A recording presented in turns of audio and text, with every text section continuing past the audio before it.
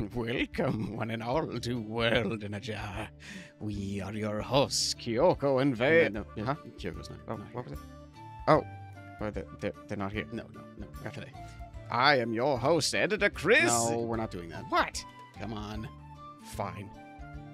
This is your host, Vale. Their goal is to take a word, concept, or idea and spin it into a story. Be it a character, NPC, group, city, you name it. And thus those ideas Vale become our their world in a jar. Of course, they won't all fit in the same jar, so Vale's selection is constantly growing every week, with many spices to choose from, locations, genres, heroes, and villains, and tropes. Vale hopes to give you a jar filled with fun and interesting concepts.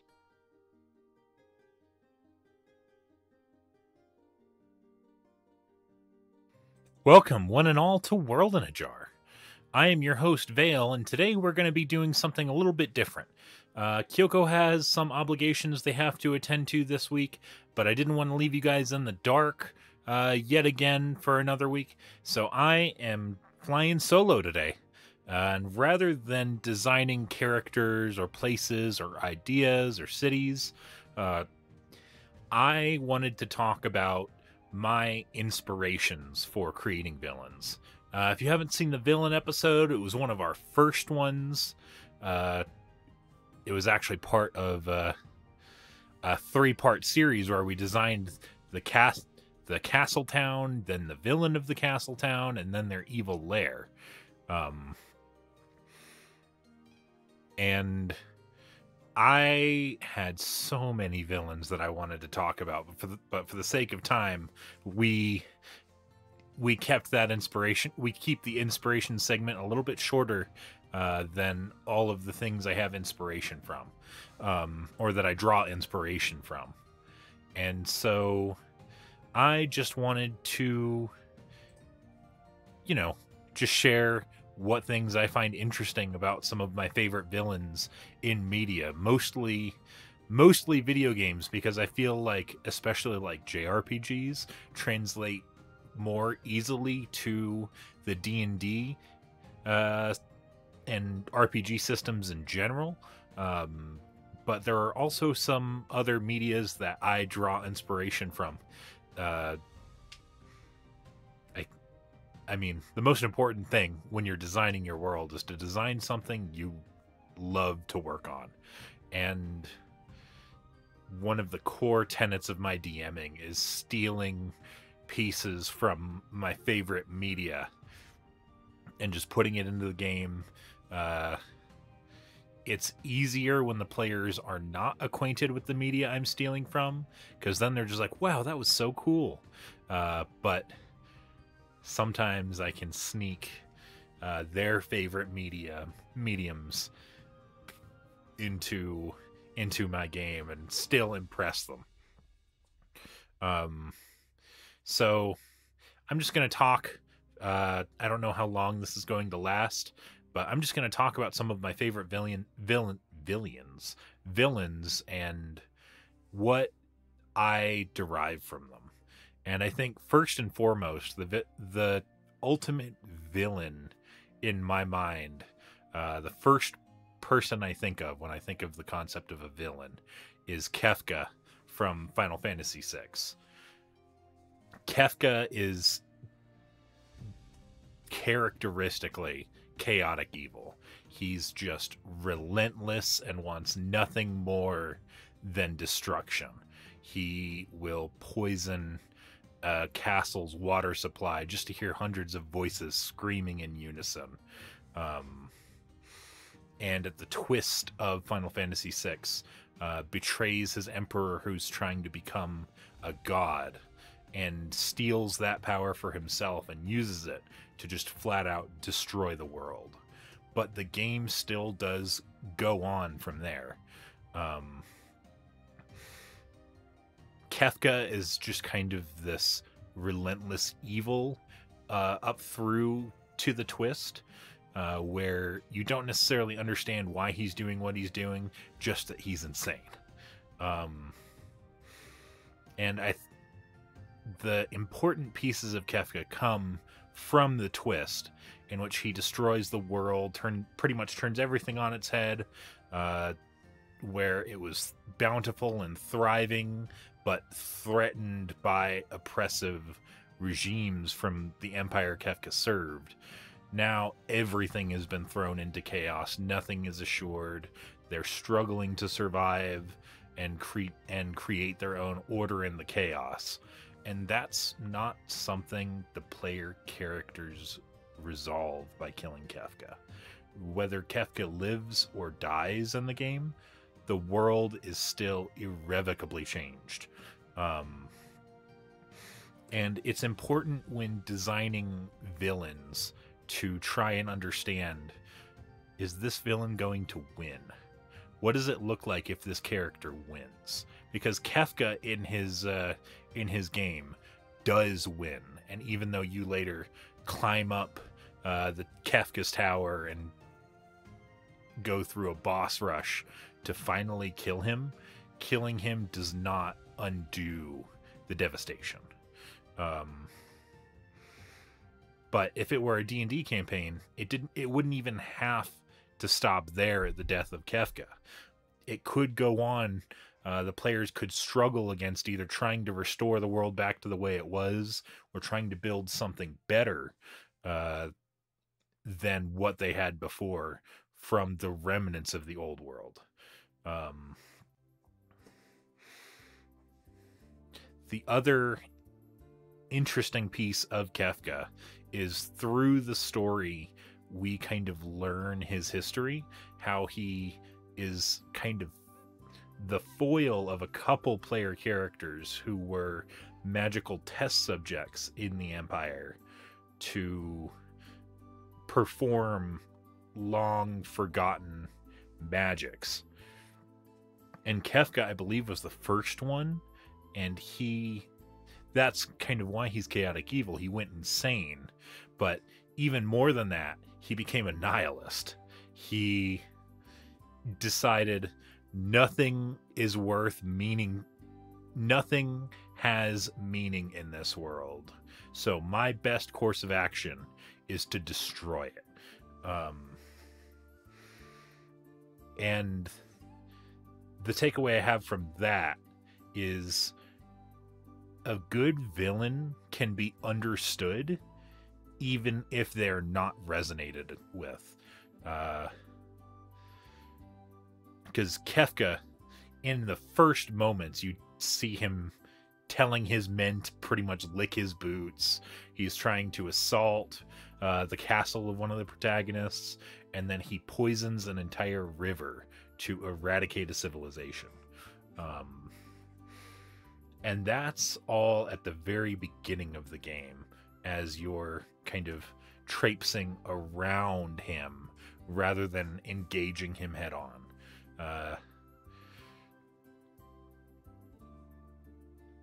And it's up to you how you pace the players into understanding what your villain's motivations are. I enjoy games that have a kind of delayed release. And one of the other examples I can think of is Chrono Trigger, in which you don't even understand the central tension of the game until about a third of the way through the game, where you just start off, you're going on an adventure, you're time traveling, and you are fixing the timelines that have been getting broken because of a happenstance mechanical failure of one of the PC's inventions. And so all of the play up to that point has been going into the past and fixing the timelines, but then there's a sudden change in the tone of the game when you instead go to the future of the world and see it's desolate, everyone's starving, civilization is dying, the world is in its death throes, it's taking as it's getting overrun by machines and monsters. And people are just few and far between in the future. And it's through that adventure that the party eventually learns why the future is so messed up like that, is through a flashback recording sequence where they come to understand the central tension of the world being a alien parasite has been draining the world of its life essence, up to the day of Lavos, in which this parasite unleashes all of its stored energy to destroy all of the structures of the world. And it's important in my design philosophies that the players don't understand everything going into it, but still session zeros are important. Talk about the themes they're going to be grappling with, but good narrative pacing is just as important to any story as it is to role-playing games, where the players are constantly learning about the world and developing their characters around what they learn. And I think Lavos is another one of the greatest villains. Happened to come out a year after Kefka's game came out. And I had taken some inspirations from Kefka into my own D&D game as well, where the overarching villain of my story was the god of undeath. And I enjoyed when I designed him first as the villain. I decided he's the central tension. He is trying to turn the world undead.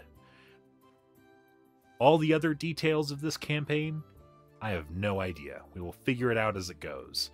And as I became more acquainted with the world that I was creating on the fly, almost improvising sometimes, just straight up world building others, I had found the motivations why the villain was trying to turn the world undead.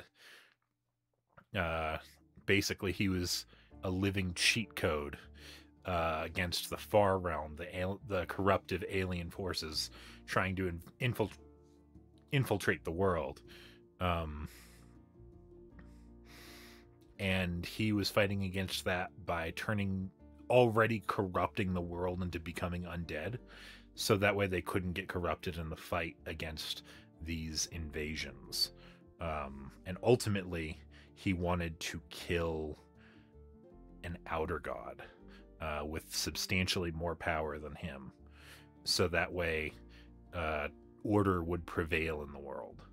And I didn't know any of that even until about halfway through the campaign, and that campaign petered out. It didn't complete, but after 7 years of play.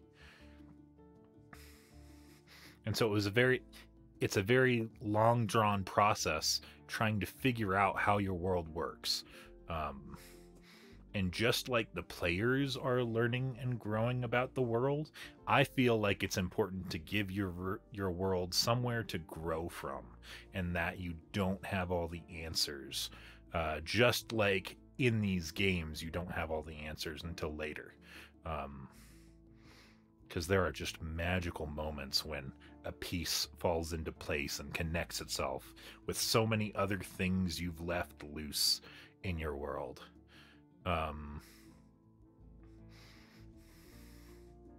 What else was I going to say?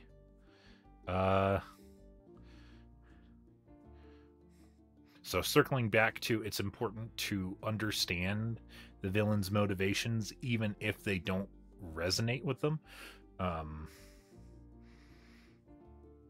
It's interesting from a player perspective as well, taking this principle outside of like video games and becoming part of the story your players are acting out for their characters, is for them to gain new insight and information about these villains, and perhaps flaws about their personalities as well, that might instigate, that they might be able to instigate the villains into acting a certain way.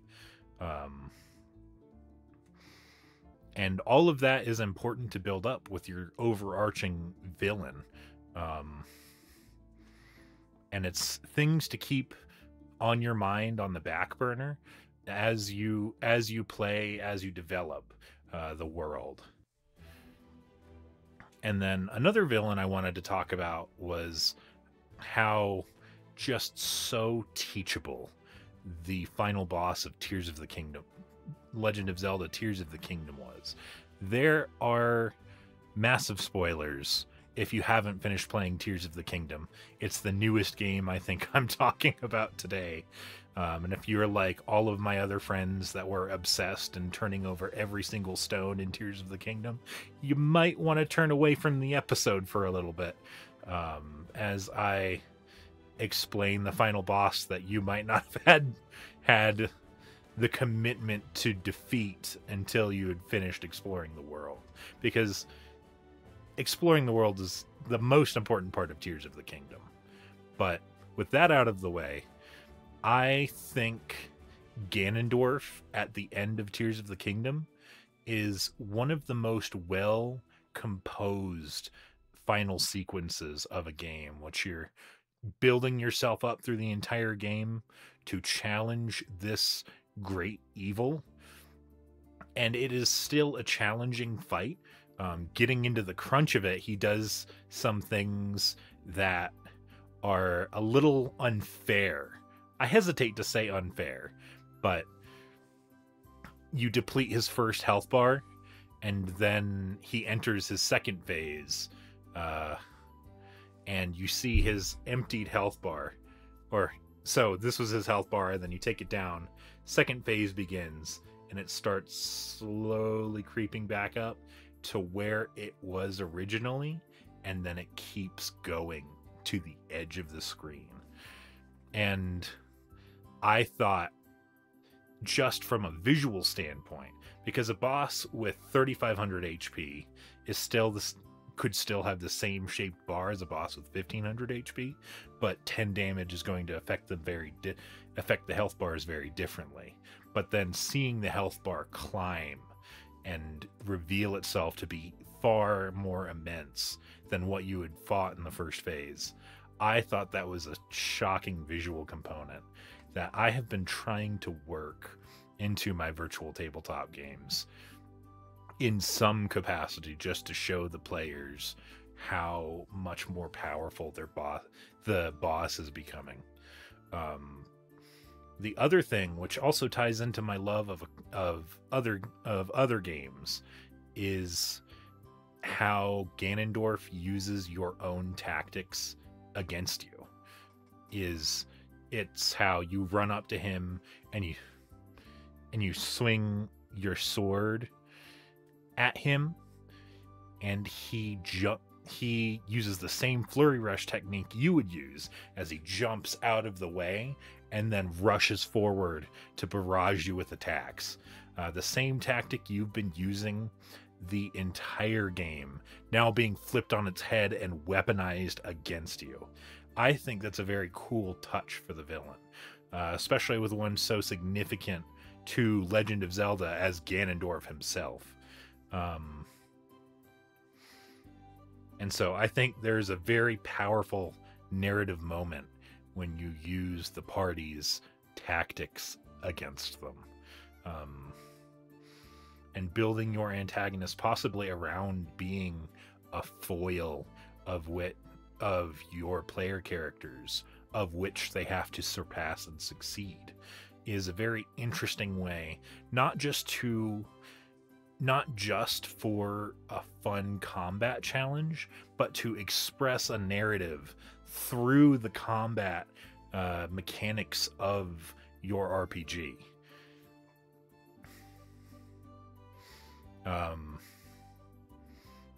And then that does tie in with Sekiro. I hesitate to involve involve it as a story discussion, but I think the powerful dichotomy of some of the last boss fights in the game could further reinforce this idea of mine to use the players' tactics against them.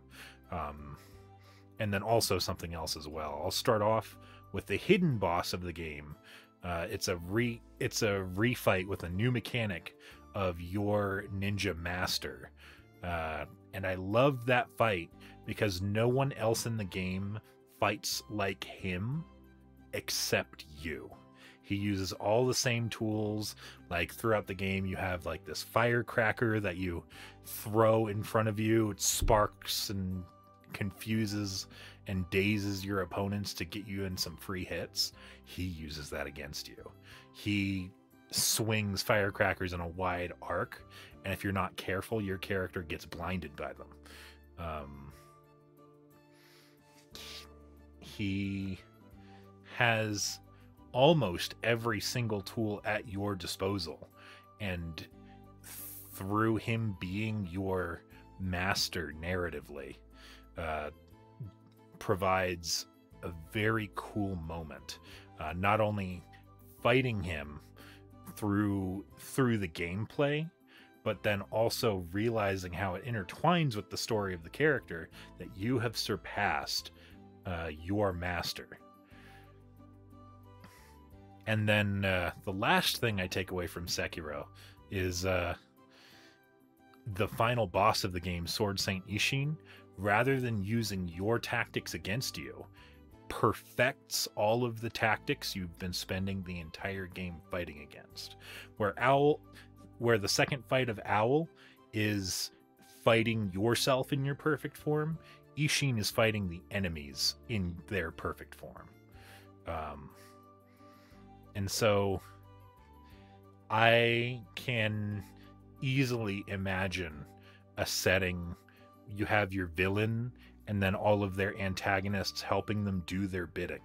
Each one of them providing a different challenge. They do different things, both in combat and the world.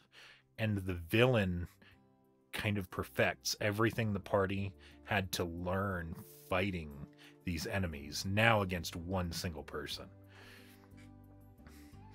And circling back to Tears of the Kingdom, I think the last amazing narrative moment they did after the fight with Ganondorf is when he enacts his twist of using the tactic Zelda did of consuming his secret stone and turning into an immortal dragon.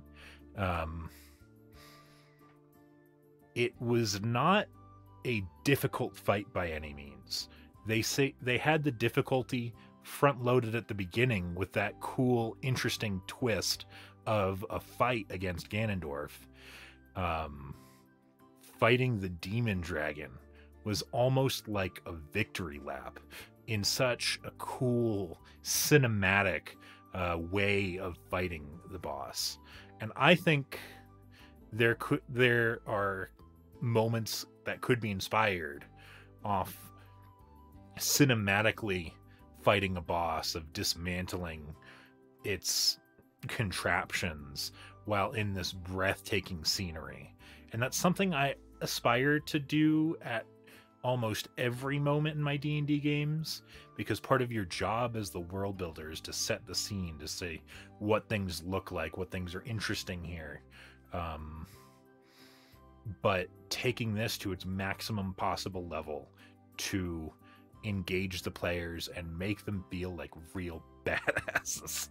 Like with Tears of the Kingdom, you are flying through the sky,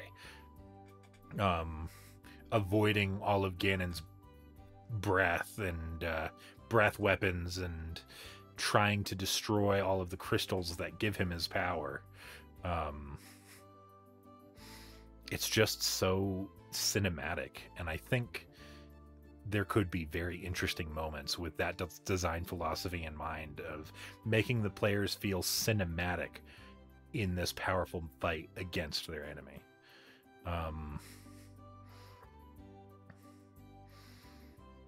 I also wanted to talk about other medias as well, rather than just video games, though I feel like video games can translate very easily to tabletop RPG settings, especially ones with more complex rules for combat. That gives you more moments to intermingle the combat and the story. I wanted to turn now to television, as one of my favorite villains in television and favorite characters in this show at all, Cersei Lannister of Game of Thrones. She was such a wonderful character to watch her kind of descent from just like an antagonist of all of the protagonist characters into full-on villain, doing very scum of the earth things to enact her will in the world. And I love Cersei because throughout watching the show, you come to this deep understanding of her motivations, her personality, her flaws, and her vendettas, that I feel like could lean into your villains, that might not necessarily start off as these overwhelming evil forces like Ganondorf or Lavos, but you come to understand them as a character before they descend into the true villainy that like we see with Cersei Lannister. And she had just so many juicy moments too, that you could easily drum up in either in character or out of character moments associating with a villain. Is through the course of Game of Thrones, Cersei was doing everything to give her children their best life possible, and all of her children eventually are killed, and it nets her the Iron Throne. She is the queen of the world after they all die, but she lost her most important aspect of her personality in getting there. And one moment I especially treasure from her is there's two moments actually. The first one is after she captures the characters that poisoned her daughter and killed her daughter through that poison.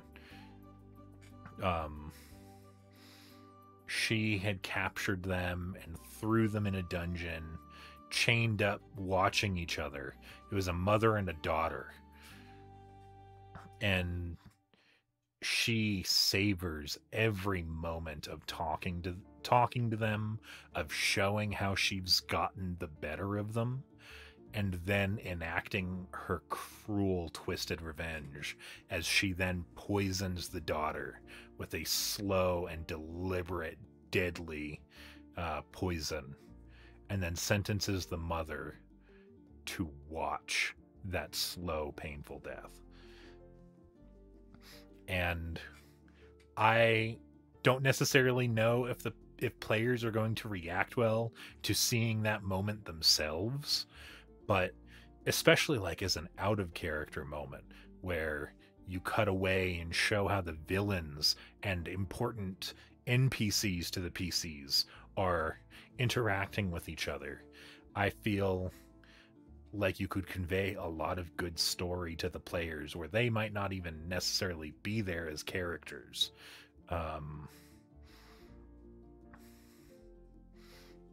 And you don't want to do this very much. It's far from something you should do like once a session or even once a campaign, but that did give me another design philosophy of mine in creating the actions of the villains. Some of my favorite moments playing characters is when I do something that completely disrupts the plans of the villain, and being able to witness the villain get pissed off about it. So equally showing off the villain's powerful moments of them getting what they want and twisting it in such a cruel and I would say perfect way.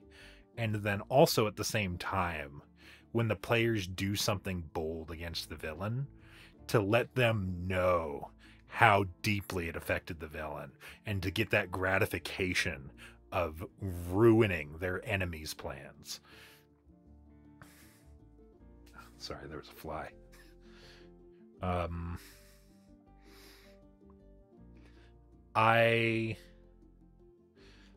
I am a proponent of pacing your villains in a very slow way, whether the players don't know about the villain or don't know about their villainous ideals or intentions.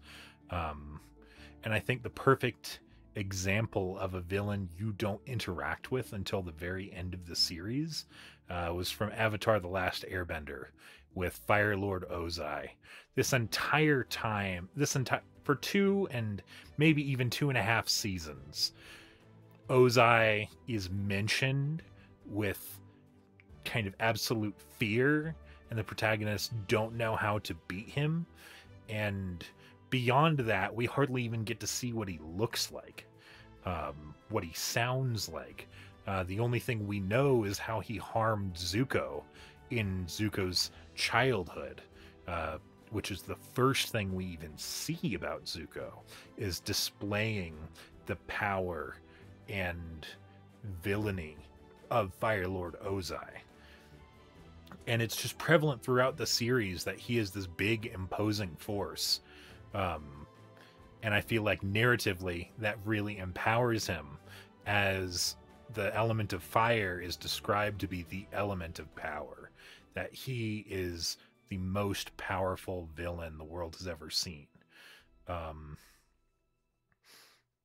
And so equally, when players are interacting deeply with villains, pissing them off, equally important is a villain that is so removed from the party, and through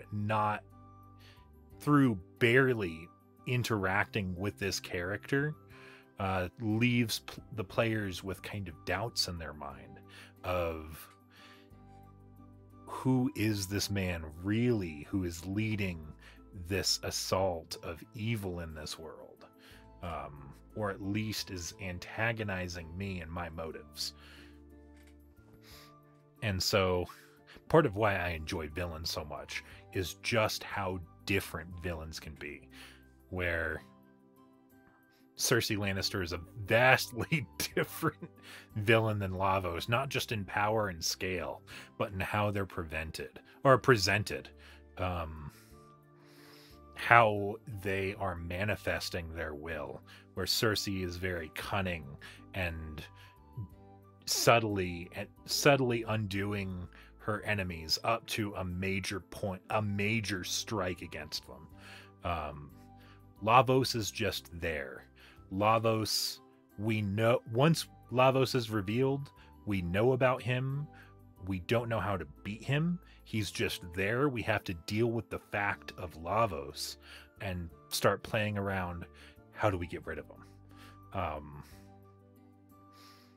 And so there's just so much room for opportunities with villains, almost as much as there is with player characters.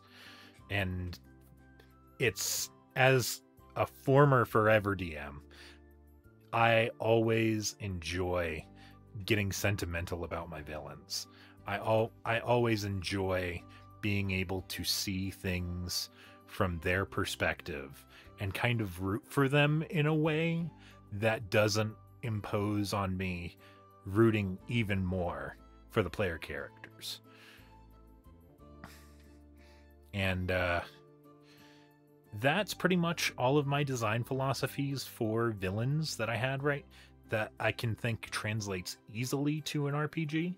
I think we've got the core facets of villain of they are strong in their personality and their resolve, maybe working towards their goals in different ways between different villains, but still being imposing and powerful and conflicted against the party. Um, one of my favorite villain moments that I have been struggling to translate into an RPG comes from the Hunchback of Notre Dame, in Frollo's Hellfire scene, in which he's singing about his purity, but also his sinfulness and his lust for Esmeralda.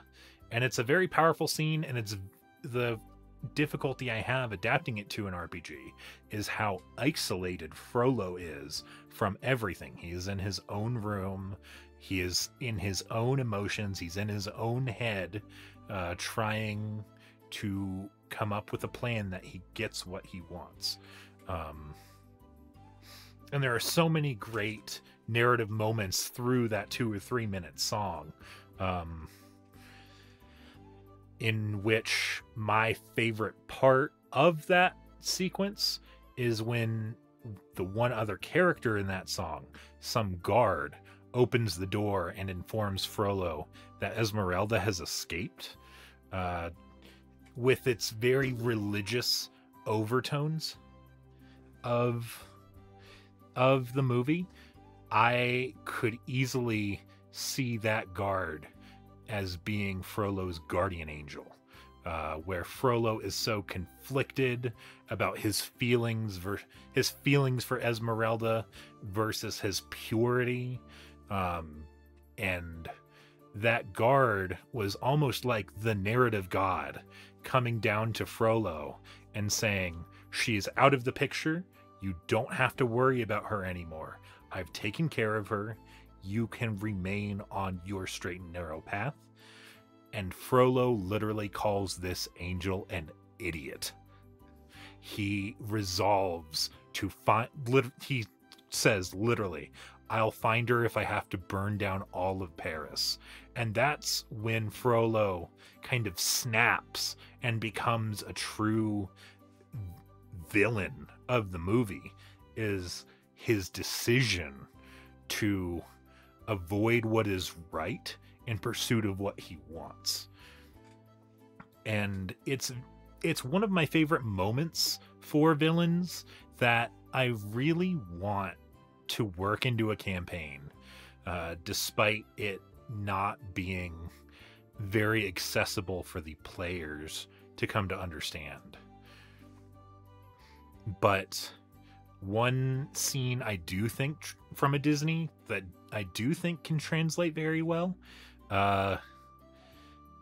my favorite moment in Mulan was when all the soldiers were singing about a girl worth fighting for. They were designing women of their utmost fantasies of how beautiful they are, of how well they cook, of how basically idealizing these girls worth fighting for to the extreme that they want someone to